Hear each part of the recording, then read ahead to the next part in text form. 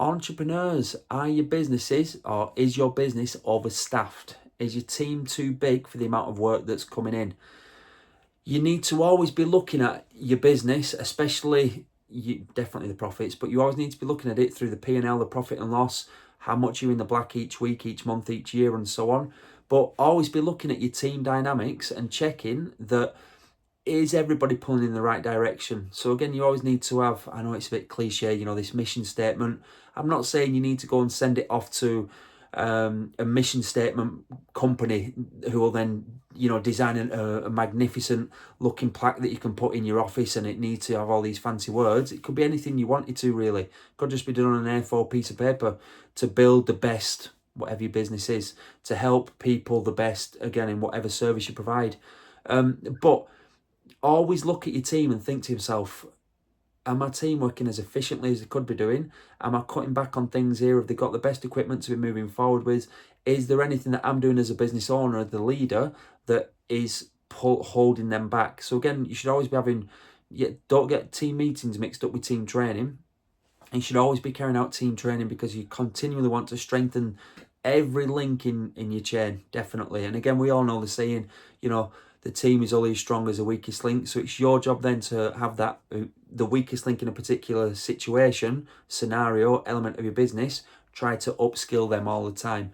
But going back to the main video, or the main purpose of the video, if you're overstaffed, that might be because you've wanted to grow. And again, I did this in 2006, 8-ish, something like that. I had it in my mind, being young and impressionable, that the bigger the team, the better the business, and therefore more money would come in, and therefore more profits and so on. But you need to then understand that, depending on if you've got a HR department as well, if you've got a team of 2, 3, 4, again, you might be able to manage it yourself. But are you then looking to go down the HR route and making sure that they're being looked after properly and so on, which I'm sure you are? But always look at your team and think, right, who's the killer on the team here? Who's working fantastically? Look after them, continue to train them.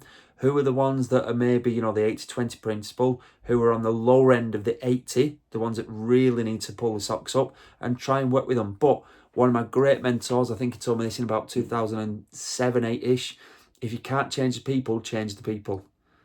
So if you can't change the people, change the people. All right. So your job as an entrepreneur and as a business owner is to continually improve your product, your provision, your service, whatever it is, and make sure ethically you're making as much profit as possible, ethically, morally, and so on like that.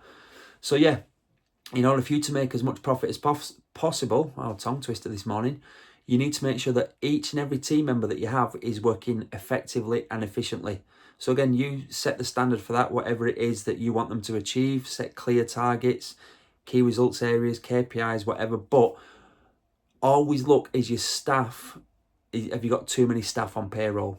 Or at this time as well, if you know that it's going to become quite busy soon, one of the worst things you can do is take on an extra however many people you think you need, 1, 2, 3, and then after that busy period has died down, you've then still got all the headache of those 1, 2, or 3 people around. So when it comes to hiring and firing, I'll put another video out about this. You need to hire strategically, definitely. You should only be hiring in your business when you've met certain key metrics that you've obviously preset, not just a case of, right, we're going to be busy now for the next 4, 6 weeks, let's get somebody on board. You're best off just everybody working a lot harder over those next 4 to 6 weeks than going through the expense of bringing somebody on board, upskilling them, training them up, and then obviously keeping them on the payroll then for after the busy period's gone. But yeah, always look at your payroll and, more importantly, your staff and how they're working. Who's really, really contributing? Who's really, really pulling the business forward? Who are the ones that are a little bit, deadwood? Who are the ones that you think, these aren't getting it? I've spent a lot of time training these. They're still not doing what they should be doing. They're still not, and this is a classic one now, they should obviously be listening to and following your non-negotiables. And again, your non-negotiables or whatever you decide, if they're not following your non-negotiables, that is a big red flag for me. They need to be gone. Non-negotiables are exactly that. This is what everybody does regardless of, what position you're at. So yeah, just have a look at your business, think to yourself, analyze it. Don't spend too long at it. Don't be in analysis paralysis. Look and think, am I overstaffed? If I am, what can I do to improve this? Who can I who can I upscale more to improve the profitability of the business? Or am I understaffed? And if I am understaffed, what do I do then to expand the team? But in order for me to expand the team, what then do I want? Obviously, if I was expanding team members, I'd want it to be more profitable. I wouldn't want to just take on another team member, 2 or 3, the growth to go up, but my profit to still stay the same. Otherwise, it's a pointless exercise. Anyway, I hope somebody found some good value in this. Keep in touch. Obviously, if you liked it, obviously put a like, subscribe to the channel. But think to yourself, if your business is overstaffed, have a look into it and change it. All right, it's your business. You grab the reins, take it in whatever direction you want. Good luck, everybody. Make sure you subscribe, and all the best. Take care.